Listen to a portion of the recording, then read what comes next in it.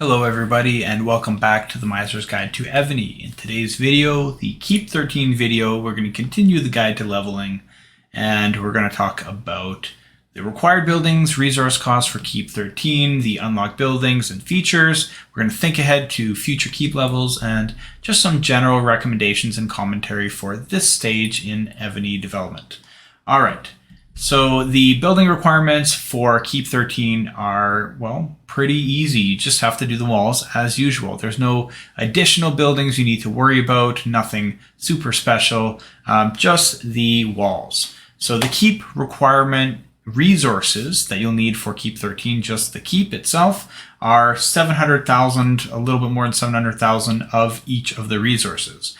Now, if you also include the walls 12, you're going to have 1.1 million, a little over that for the first three resources. And then for ore, you need the 760,000 or so that you needed mostly for the Keep and a little bit now for the introduction of the walls to ore.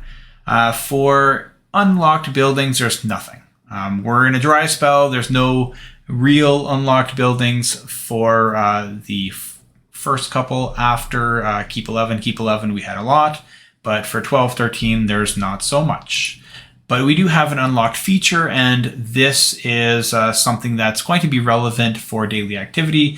If you do or you have watched the video where I talk about daily activity, one of the best ways to really easily just get a few points and get some rewards for that is to send just a single troop to a relic. And that allows you to just pick up those points and, it's really easy. It only takes a couple minutes. You do that twice, you get a whole bunch of points. So relic exploration, the daily activity, is now accessible, and it just makes it easier to get all the points you need to move forward. All right, so thinking ahead to future Keep levels, we have the upcoming military technology requirements. I know you're tired of hearing that, but keep working on it. It's almost gone. So we need to work on that and just get the minimum requirements so that you can complete. I'm just watching all this failure happening on this puzzle. Why was it so difficult? It's not that difficult. Just get there. Oh my, you're awful. All right. You'll also need trap. Oh, I skipped one. So Archer Camp 13 for Keep 14. That's the next one. You need Trap Factory 14 for Keep 15, and Quarry 15 for Keep 16 is coming up. But you just have to do one quarry to 15. You don't have to get all of them to 15. Just a single one is enough. All right. So recommendations and commentary. As usual, I know the prioritization of military research, and then put in a little bit extra to your next tiers of research for advancement. This one is still military, not really there yet, but still work on the advancement, construction, and research is what I wanted to say. So if you are done your military, you're all caught up, then work on those because they're very beneficial. And as builds and researches get even more and more time consuming, you're going to really appreciate having to use less speed ups. Right now, you're not worried about speed ups. You're not worried about resources or speed ups or anything right now, but that's going to change very quickly.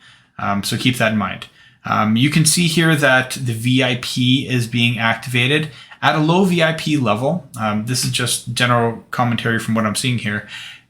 Low VIP level, it's not really worthwhile, but you do want to make sure that you're logging in every single day so that you're building up your cumulative VIP. And remember, you get points every single day that increases. So you might get like 10 the first day, 20 the second day, 30 the next day, and it keeps adding up to like 500 something per day.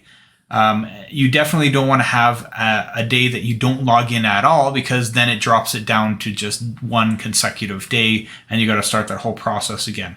So definitely log in at least one time per day just to make sure that you are keeping that VIP active.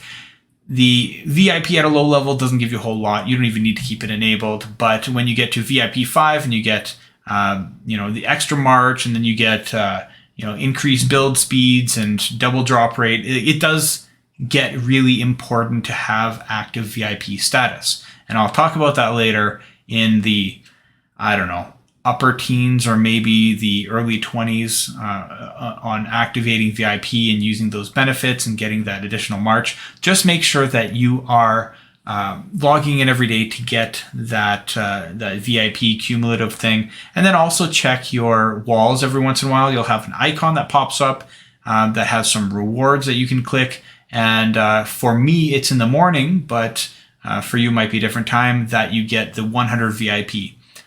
So that's probably the only worthwhile one to click, but check for it whenever you see the pop-up. Just collect whatever's there. Hopefully you can figure out when the VIP thing is and you can be collecting that, because it does get you to that extra march faster and the other things that you could use. Okay, so other recommendations, commentary. I have talked about two paths. So the first path is what you're seeing here, what this account is going to be doing with absolutely no military for quite a long time, no bubble, keeping resources below the protected amount for warehouse, and nobody can take anything from you. It's completely pointless for anybody to attack. That's the goal here.